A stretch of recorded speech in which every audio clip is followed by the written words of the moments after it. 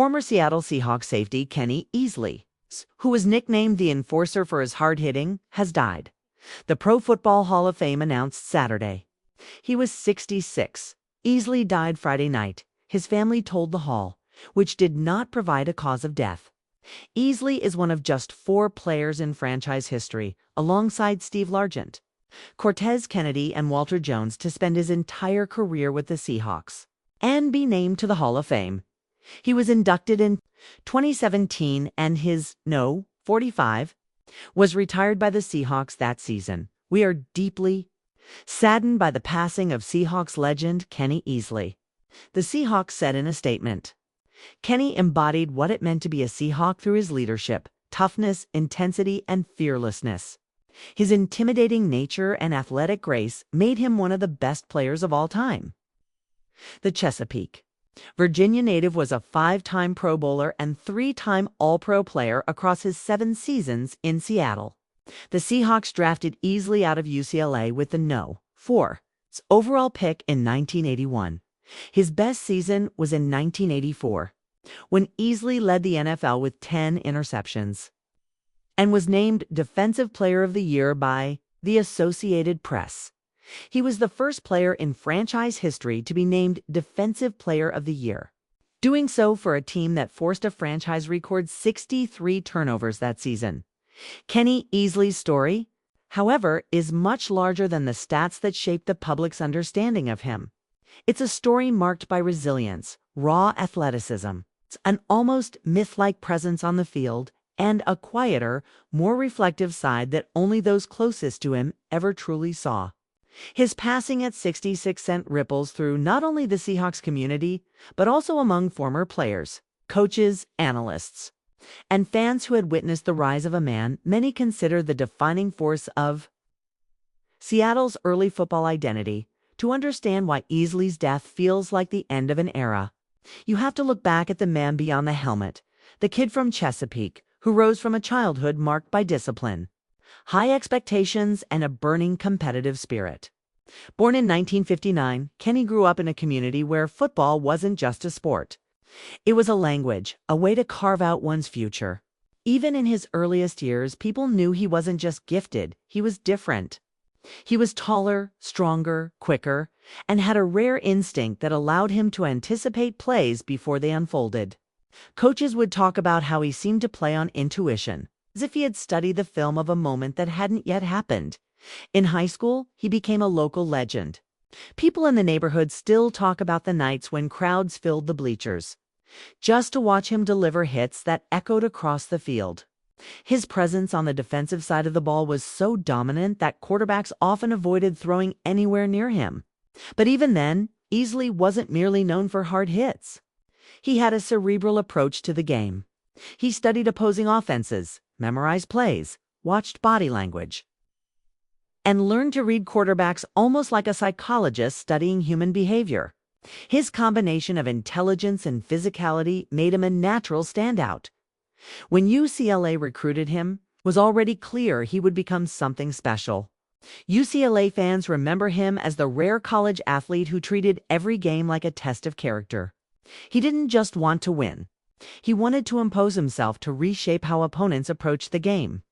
Easley dominated in the Pac-10, earning All-American honors and cementing himself as one of the best defensive players in college football history. Scouts didn't just see potential, they saw inevitability. And when the 1981 NFL Draft arrived, even though many teams had offensive priorities, the Seahawks took a chance that would change their franchise forever. When Seattle selected Easley with a 4th overall pick, they weren't just drafting a safety. They were drafting their defensive identity.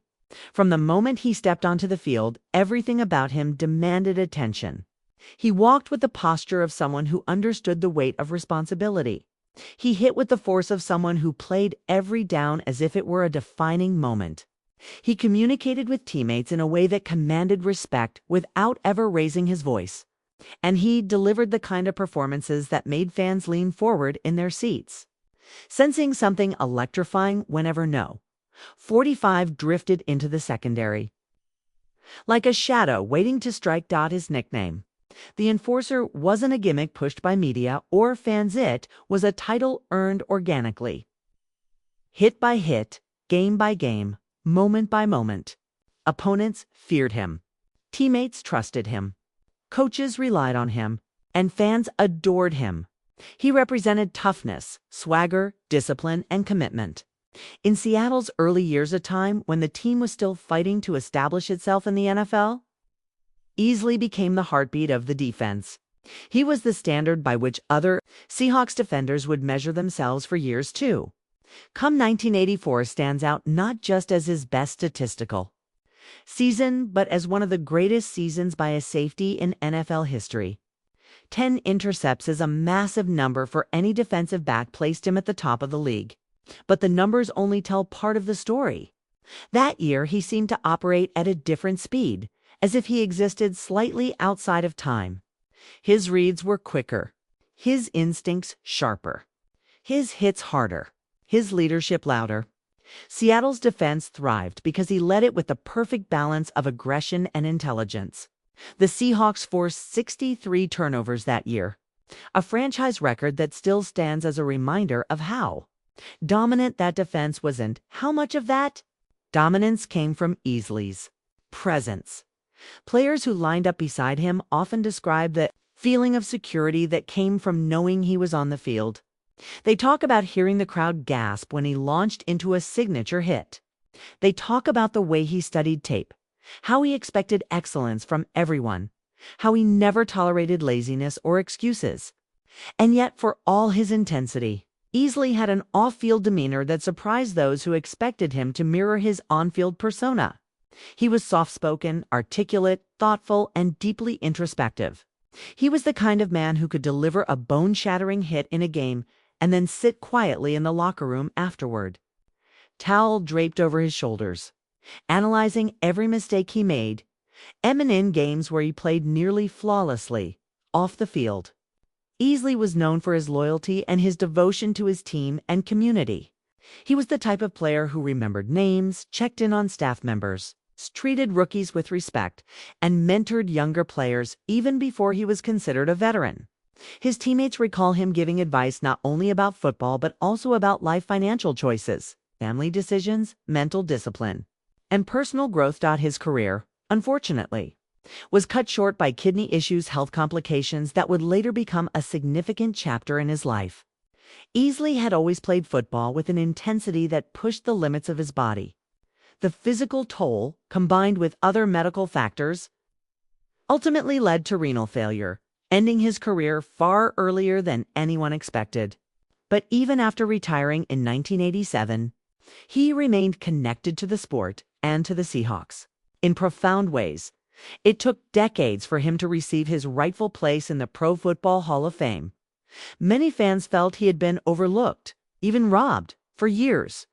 His supporters, including former players, coaches, journalists, and celebrities, lobbied persistently, arguing that his impact on the game should not be diminished by the length of his career. When he was finally inducted in 2017, it was a moment of overdue recognition. Fans remember that ceremony as emotional, powerful, and deeply meaningful.